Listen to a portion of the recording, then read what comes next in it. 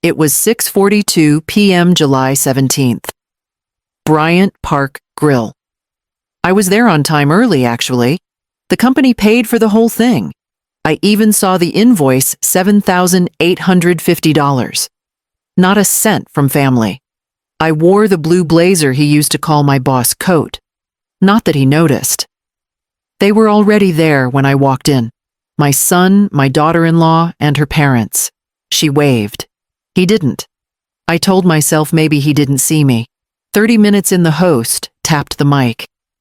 Let's raise a glass to someone who's built more than a career. She's built people. Applause. Then my son stood up.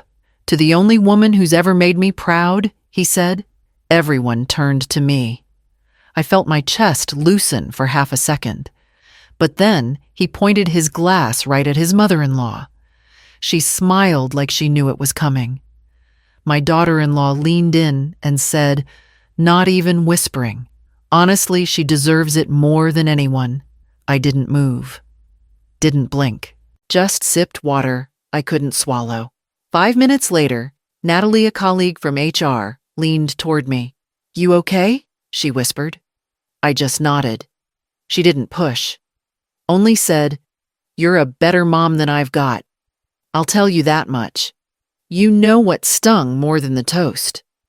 The way he didn't even glance at me after. Like he hadn't borrowed my car to get to interviews. Like I didn't take night shifts when he was in college. They call it just a gesture. But if it's so small, why does it feel like a gut punch? And if this is family, why do I always have to prove I'm still in it? Part of me wanted to stand and say something. Another part? Maybe the smarter one knew I'd only look bitter. So I clapped. I smiled. I stayed until dessert, then told the waiter to box it. I couldn't sit there another minute. I left the venue with a gift bag no one handed me. And an ache I didn't want to admit. What hurt most, I saw it coming. My gut had warned me when she started calling me by my first name. And I still showed up. Still hoped. But before I stepped into the cab, I reached into my purse, pulled out the folder I'd packed last minute. I didn't know yet what I'd do with it, only that I wasn't going to leave empty-handed. I waited until most people were busy taking photos. Then I walked to the gift table, found the white envelope with my handwriting, and slid it into my purse. No one noticed. Not even him. Inside that envelope was a $5,000 check. I'd written it 2 days earlier. July 15th, 10:03 p.m. I remember because I had to call Chase to raise the transfer limit. The memo line said, for the new place, love Mom. They'd been looking at a condo in Brooklyn. Told me they needed help with closing costs. It's just a push, he said. Family helps each other. Right. But if I'm family, why was I standing alone at my own party? Why did the toast go to someone who hadn't even chipped in for his tuition? I didn't say anything. I just held the envelope and thought about the gold bracelet I pawned when his car broke down in senior year. A 2009 Toyota Camry.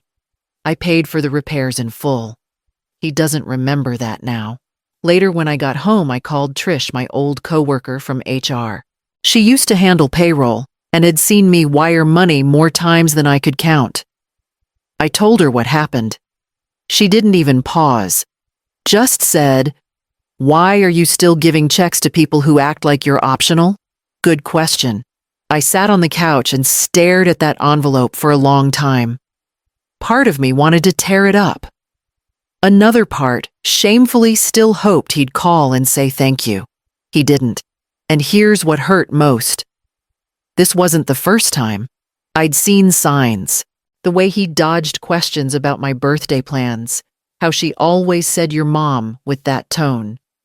I just didn't want to believe it. Around 7:12 p.m., I opened the old metal filing cabinet near the kitchen. Third drawer behind the tax forms. The house deed. Still in my name. I pulled it out, placed it flat on the table, and turned on the lamp. There was something else I hadn't told them yet. I called the title office at exactly 9:01 a.m. July 18th. I remember because I didn't sleep much the night before. Coffee was still brewing when a woman picked up name tag. Later, said Linda, I gave her the property address and asked as casually as I could, is the transfer final? She paused longer than I expected. I could hear keyboard clicks. Then she said, Ma'am, I see a draft, but nothing's been recorded. There's no legal change in ownership on file.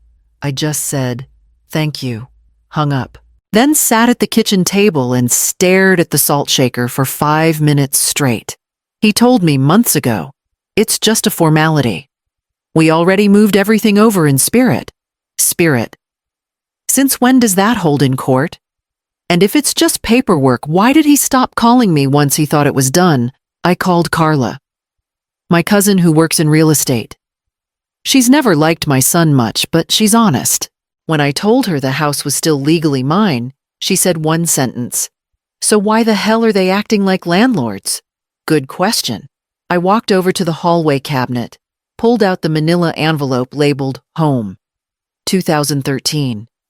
Inside was the unsigned copy he gave me. His handwriting was sloppy on the last page, as if he rushed it. There was even a sticky note sign, when you can, no pressure. I never signed. I told myself I'd wait until after tax season. Then I forgot. Or maybe I didn't. Maybe part of me held off on purpose. And here's the worst part. I felt guilty. Guilty for not handing over the house sooner. For making him wait. For even checking. What kind of mother doubts her own kid? But then I remembered the birthday call he skipped. The time he said, well, technically, it's our house now. I didn't correct him then. I should have. That afternoon, I went to Staples and printed 5 copies. 1 for me, 1 for Carla's lawyer friend, 3 for what I knew was coming next.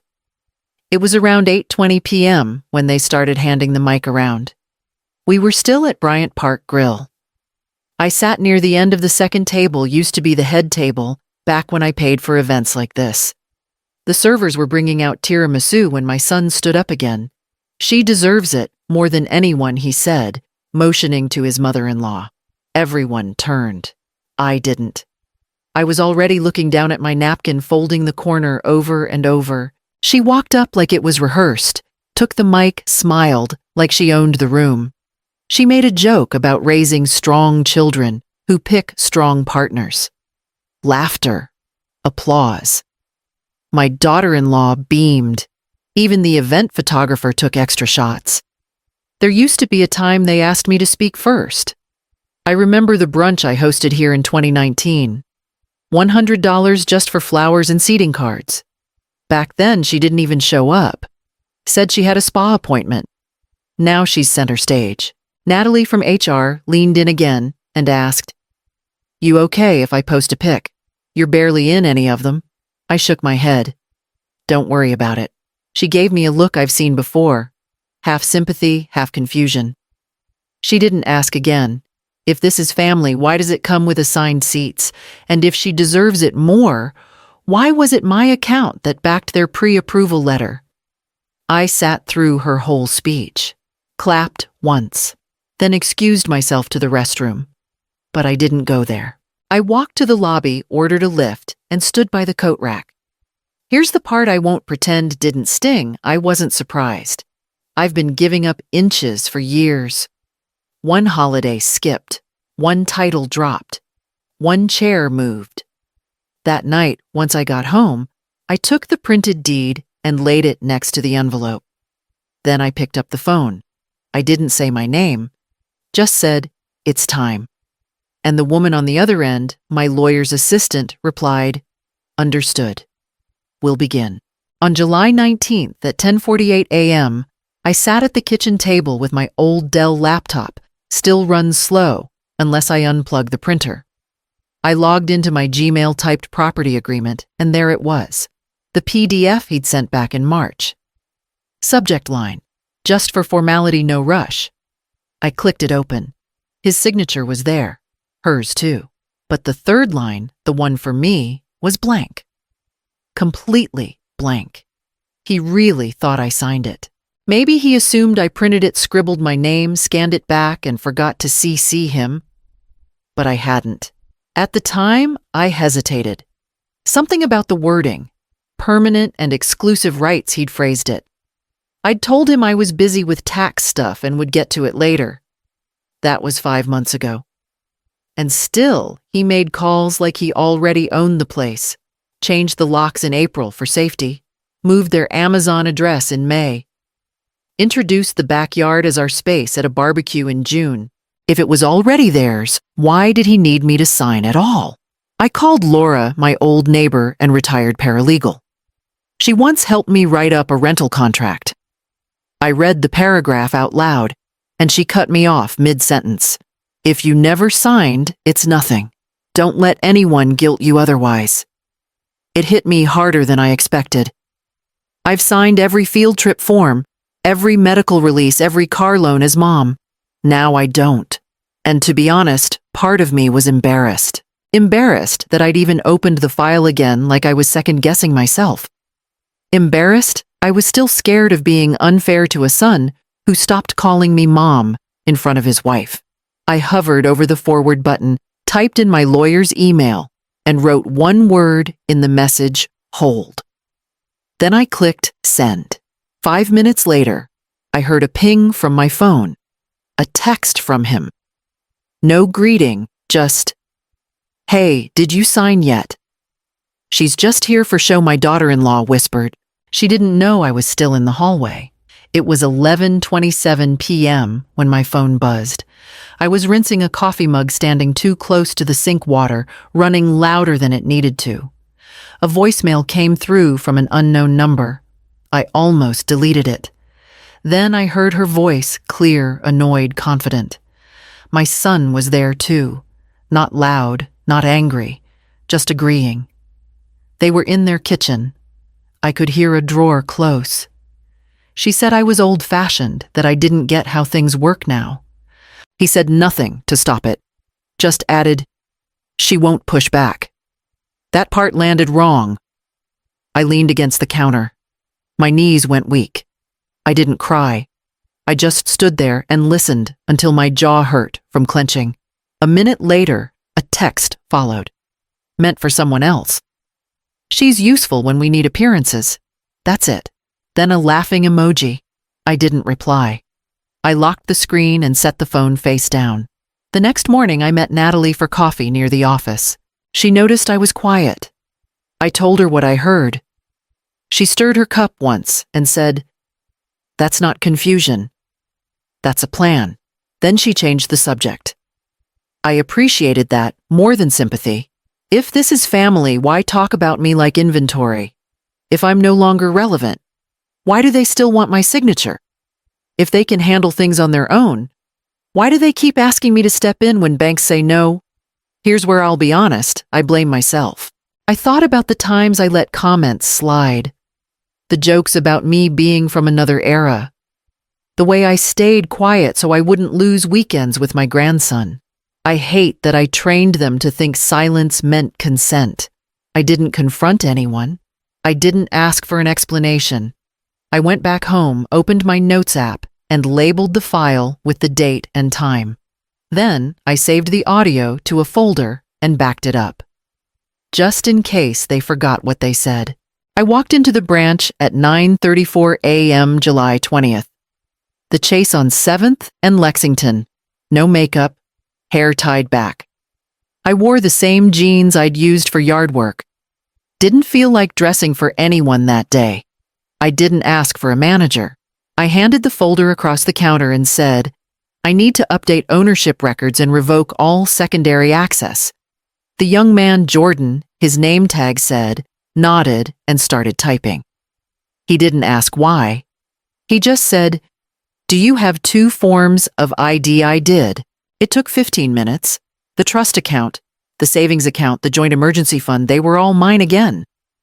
He clicked a few things, printed a confirmation, and said, "Effective immediately." That was it. No announcement, no fight. Just a quiet shift back to what should have never been handed away so loosely. If they're so independent, then why did every loan, every approval, every damn purchase have my name behind it? If I was just a placeholder, why did they get angry? Every time I hesitated to sign, I sent a quick text to Laura, my neighbor, just to let someone know I'd done it. She wrote back finally. That was all she said. That was enough. The part I hate admitting I was shaking the whole time. Not out of fear, out of shame. I raised my son to think I'd always back him no matter what. Maybe I confused love with coverage. Maybe he did too. I still remember the day he added his wife as a cosigner for convenience. I nodded. Didn't ask questions. I didn't want to seem difficult. That's on me. I left the bank and got a small iced coffee, $3.75. Sat outside on a bench near the corner. Watched people walk by. Thought about the look on his face when he finds out. That night at 7:19 p.m., the first text came. Mom, why are accounts frozen? He showed up at my door at 10:06 a.m. on July 21st, driving that same gray Subaru Outback I co-signed for 3 years ago. No hello, no hug. Just, you could have told us. I didn't invite him in. I stepped outside, pulled the manila folder from behind the screen door and handed it to him. Bank statements, title papers, the unsigned transfer draft. All lined up. No yelling, no speech. He flipped through them in silence. His jaw clenched. Then he looked up and said, "We didn't think you'd go this far." I didn't answer. Just looked at him like I was meeting him for the first time. If we didn't think I'd go this far. Who is we? And since when does family talk in strategy meetings? If it was really ours, why was my name the only one on the deed, the only one backing the loans, the only one cleaning the gutters when they moved in and didn't show up for 2 weeks? I saw his eyes dart, looking for something to say that wouldn't make things worse. He failed.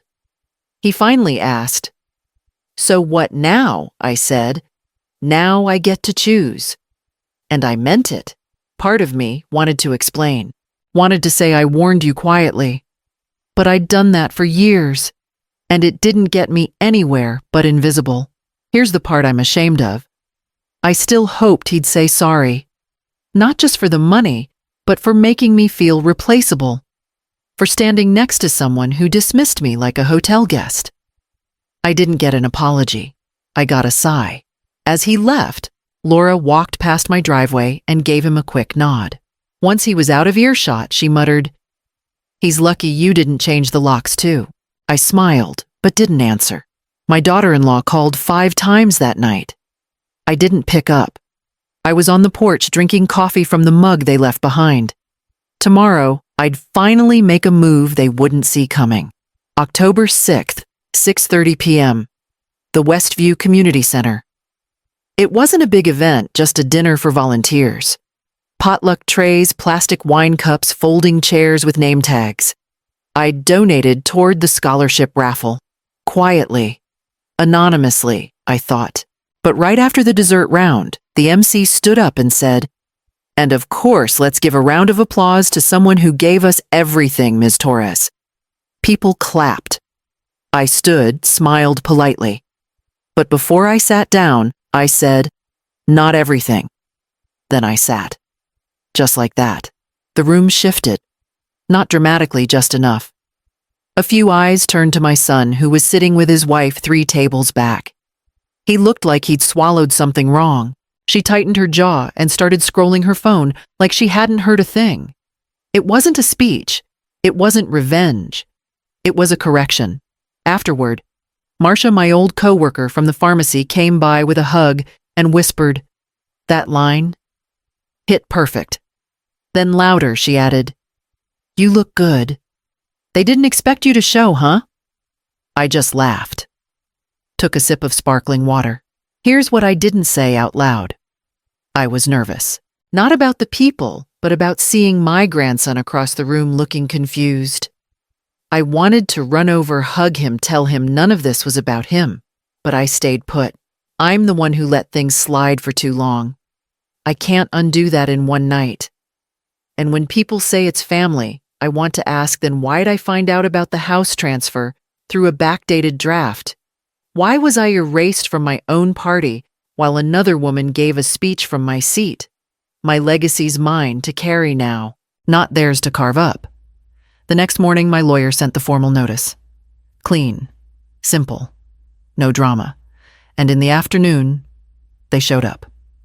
October 14th, 5:22 p.m. sharp. The text came in dinners at 6. We saved you a seat. No name. Just that. I stared at it from the living room of my new place, tiny, rented quiet. Not the lake house, not the villa, just mine. I didn't reply. I already knew what seat they meant. Head of the table, right side, next to the DIL's mom. Probably thought if they laid it out pretty, I'd forget what it cost me to sit there last time. Marcia stopped by with groceries around 5:45. You're not going, are you? She asked, nudging the bag of oranges onto my counter. I shook my head and poured us both some coffee. They'll say you're being difficult now, she muttered, peeling an orange. I raised an eyebrow. And when they froze, my accounts erased me from my own party. Called me old-fashioned. That wasn't difficult. She nodded, chewing. Yeah. Just don't let being right keep you from sleeping. Okay. I didn't say it out loud, but that was the first night I slept through without waking. They had placed a gift bag on that chair. I saw it later in a photo someone posted on Facebook, blue tissue paper tag that said, "To Mom." I zoomed in. My name wasn't on it. That chair stayed empty. Part of me wanted to say I felt satisfied. But I didn't. I felt sad. Sad that it had to come to this. Sad that silence taught them more than words ever did. I missed my grandson. Missed his little knock at the door. That's the part they never see. That even when you choose peace, you still carry some ache. But if I came back just because they finally noticed, what would I be teaching? That night, I sat on my new porch. Coffee in hand. 2012. Honda parked out front. My son's calls still came. I let them ring.